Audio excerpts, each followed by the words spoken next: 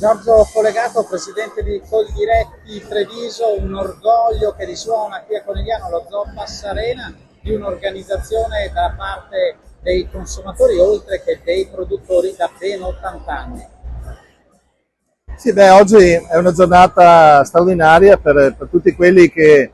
hanno a cuore questa associazione di categoria che in 80 anni ha veramente risollevato le sorti dell'agricoltura in Italia. Io credo che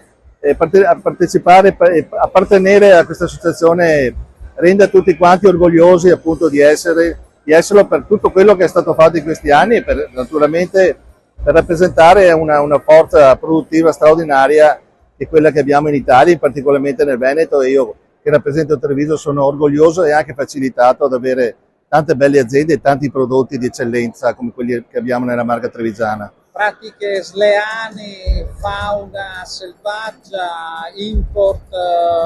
spropositato, insomma tanti problemi. Abbiamo tanti, diciamo, vertenze sul tavolo. È chiaro che l'Europa non ci aiuta in tutto questo, dovremmo avere dalla parte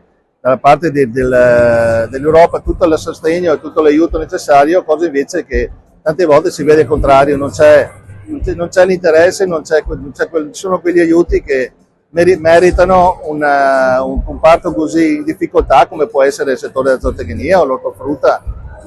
Vedo che le leggi vengono fatte da persone che non hanno la competenza, la conoscenza e non sanno i reali problemi di questo mondo, perciò credo che il 9 di giugno sia una grande opportunità per noi italiani e per tutta l'Europa per dare una svolta in questo senso e fare di tutto perché si cambi il proprio passo e si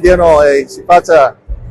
tutto quello che è necessario per sostenere un settore primario di straordinaria importanza per i consumatori, ma anche per sostenere le tante aziende che in questi anni hanno investito per andare avanti, per fare di tutto, per fare un prodotto sostenibile dal punto di vista ambientale, ma deve essere anche dal punto di vista economico.